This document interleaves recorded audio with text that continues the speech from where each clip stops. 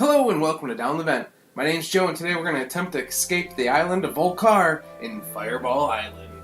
Let's check it out.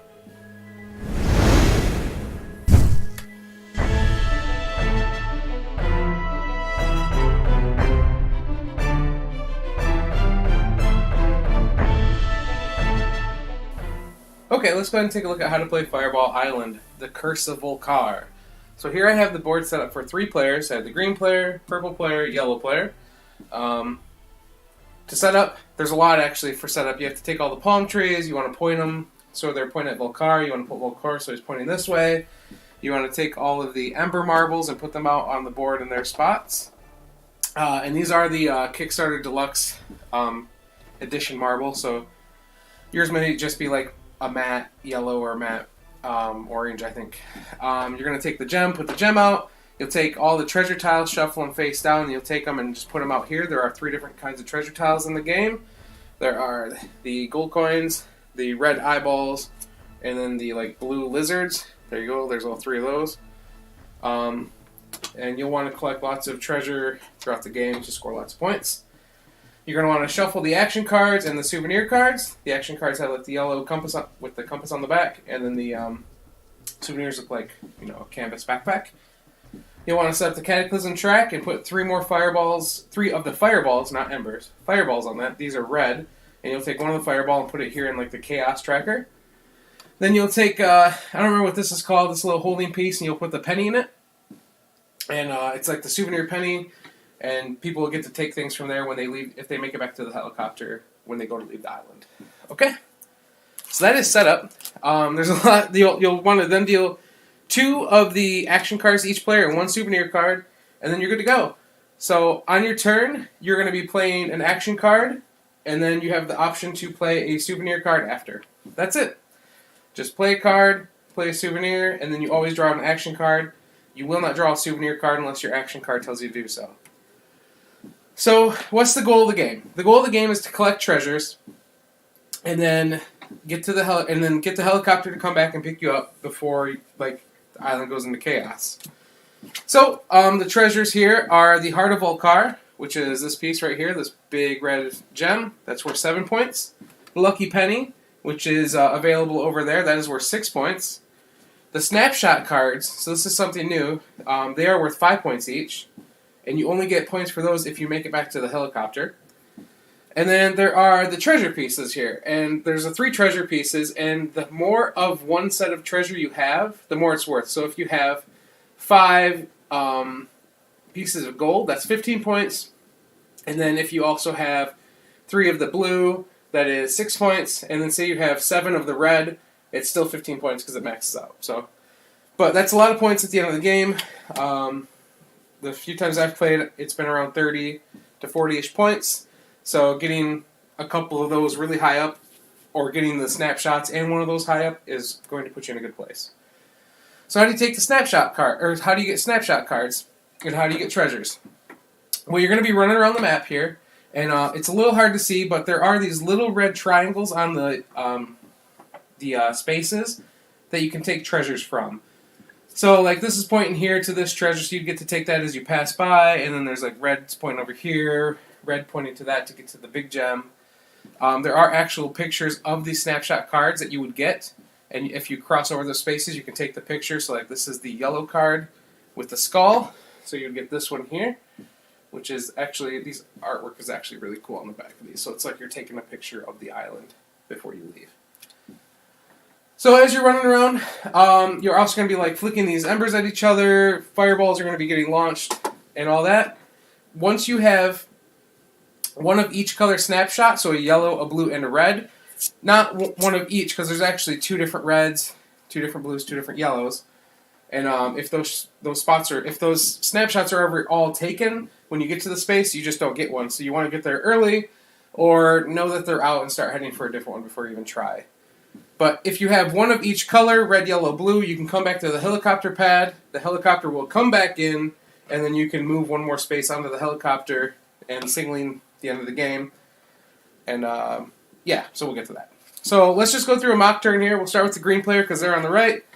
So see, here's a couple of cards they have. They have Run, which allows them to move 12.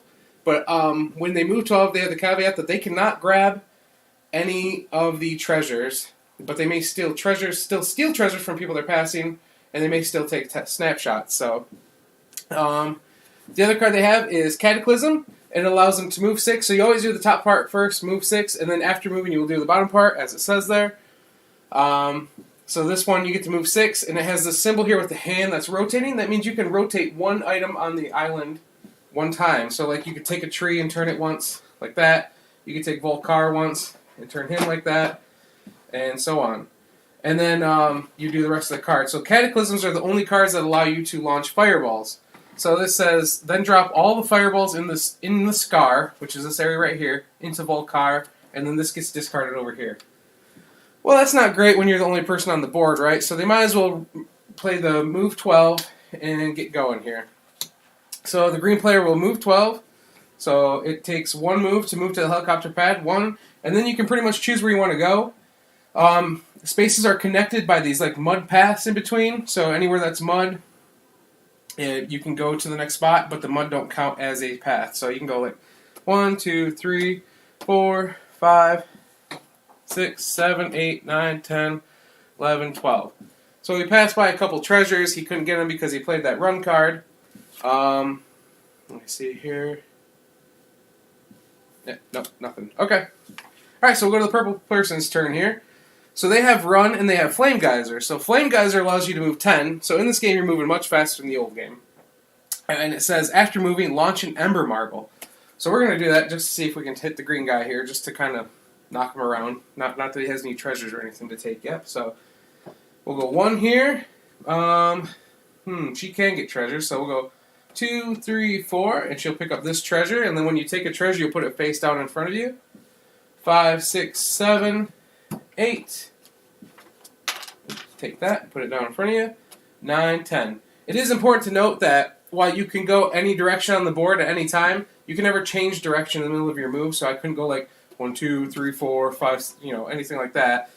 You have to keep going in a direction. Like when you get to a pass here, I can either go that way or that way, but I can't then change it and come back. So she goes there. She's done her 10 moves. Now she gets to launch an Ember. So the Embers are these marbles all over the board here. I get to choose one and then try to flick it with one finger only. No like actual flicking at an opponent. So I'm going to do this one here. Oh, and it got caught by a tree. So not a very successful flick. We reset the board at the end of my turn just by putting the marble back.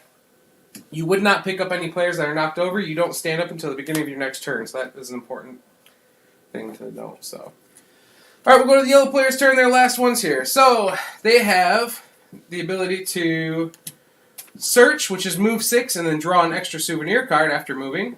Or oh-ho, which is move 4, and then you may grab all treasures from slabs when moving. So normally when you pass by these slabs that have like 3 treasures or 2 treasures on them, you only get to grab 1.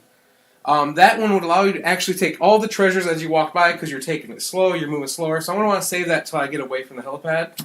So I'm just going to play this normal move 6. I'll go 1, 2, 3, 4, 5. So I'll get this one because I passed it. 6. So that happened to work out that I landed my last move on the ladder. The ladders, or not the ladder, the bridge. So there's 2 bridges, one here and one there, and 1 ladder there. If you ever move onto those, that ends your movement. They are like difficult terrain, and you just can't, it's too hard to cross, so you just get stuck there. Say this player, we'll just mark this here so we know where they're at. Say this player was actually coming up knocks behind me, they could go 1, and they would actually skip it, 2, 3, 4, and then they get stuck at that one. You never count the space that someone else is on. You actually jump over them and go to the next space, including bridges. So that's a good way to get past a bridge quickly. If someone's stuck on it, you can run past them. So that actually allowed me to draw another souvenir card. So now I'll actually have the water bottle. So it says, play when you're about to draw an action card. You may take an action card from the discard pile instead.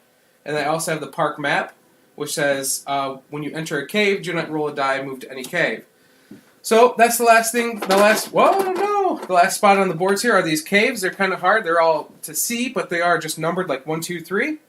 If you ever come up to a cave space, you will roll and then whatever number you get is another cave space that you can come out to. So when you go into a cave, you don't always know where you're going to come out at, which adds like a little sense of adventure to them. And yeah, so that's cave spaces. But so that's it for the first round of the game. So you just keep going and going, like I said, until either there are all the fireballs have been added to the tracker like this. That'll signal the end of the game, and you'll have like 2 more turns to get back to the helicopter. Or someone has collected one of each snapshot color and then returned to the helicopter pad, because that also returns the helicopter, and that you'll get like 2 more turns, and then the game will end. So the last part, just to go over, I guess, is just how does this get filled up. So say this player now, we'll have the green player take 1 more turn, wants to play Cataclysm, so they can move 6 spots. So they're going to go 1, 2, 3, 4, 5, 6. They're going to get off the mountain. They'll get to take one of these, and they'll get to turn one thing. So they don't want the... they'll turn the Vul-Kar this way. Why not? Boom. And now they will take the fireball and just launch it here. And I didn't get lucky. So, alright. So that goes back in there.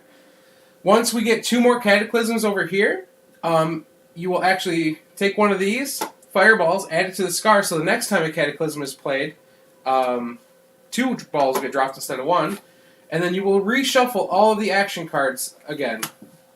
And then once you get 3 more, the third one will get added, and then 3 more again. The last one will get added, which actually triggers it in the game. But every time you get the third Cataclysm card placed here, you will add a fireball, and then reshuffle the action cards. That's pretty much all the rules. There are some, like, stealing treasure rules, and when you get hit by a fireball or an ember rules that just go into more detail. But I'll let you cover those on your own. Let's go ahead and head up and see what I think about Fireball Island, the Curse of Vul-Kar. Okay, so what do I think about Fireball Island, the Curse of Vul-Kar? Now, again, this is the remake from Restoration Games, not the original, which I have played as well. I really lucked out and found a copy at a local thrift store. Well, by copy, I mean the board. And then I just found some online files to print the cards and 3D print the pieces so I could actually play the original game. And then I bought the Vul-Kar head, which is much smaller than the new one, off of the internet on eBay. So all in all, pretty lucky.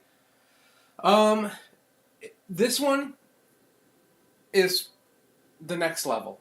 So the original one was roll dice, move around the board, play cards to like shoot fireballs and stuff like that at each other. So that is here, except now you're not rolling dice to move. You're playing cards that let you move like 4, 6, 8, 12 spaces around the board. So you're flying around the board like really fast. But it is much more complex than the original. You're having to pick up treasure pieces. You're having to get snapshots of the island because like you were sent there to take pictures of the island for research or something like that. That way the helicopter will come back when someone has the proper snapshots needed. And the first person off the island is not guaranteed to win. Like I believe I was actually the first person off the island, and I was in last place at the end of the game. So once or twice now that's happened to me. So I should probably just learn to take my time and get more treasures rather than rushing to get off the island. There's a lot more with like the action cards. I think they're called souvenir cards now instead of just action cards. And those give you some cool abilities that let you move extra on your turn, or, you know, things like that. Attack the other players, steal stuff from them sometimes. So all in all, there's a lot more options in this game than there was in the original. It's a bit more difficult because there's a lot more options. It's not just roll, move, roll, move, roll, move. But the island is so much cooler in this one. There's so many more fireballs. Sometimes you're shooting 3, 4 fireballs off a turn instead of just 1. And then there's all the little embers laying around the board, and sometimes the fireballs can knock those over and make those go fly in different directions. And then there's the options where you get to launch embers at other people, and then that adds like a dexterity component because you're not just like, you can only use one finger, but it says that you can flick them if you want, but without, not like using your thumbs, so you don't go crazy. But if you flick it off the map, then you lose one of your treasures, so you don't want to get too wild, but you still have the opportunity to like hit it, and then hopefully get it up over where it was starting, hit one person, because every time you get hit by a fireball, you're going to lose one of your treasures, which means that you're losing major amounts of victory points because those treasures are worth a lot. Overall, though, love this game. I love the original. I love this one. I want to play the original on this new island because it's just that cool. But yeah, I really enjoy this. So I highly recommend you check it out. I give it 2 huge thumbs up. As soon as I heard that they were going to come out with this again, I was like, I need to know when. I'm waiting. And I set a reminder on my phone, and as soon as the Kickstarter launched, I was there. One of the first people. I am so excited about this game. I'm happy it finally came in. I will play this anytime with anyone, anywhere. So, if you're ever at a con and you see me and you want to play Fireball Island, as long as I'm not like in the middle of something, I'm there. Let's play. So yeah, that's all I have for you today. Fireball Island, Curse of Vul-Kar, 2 thumbs way up. And until next time, my name's Joe, and you've been watching Down the Vent. Bye.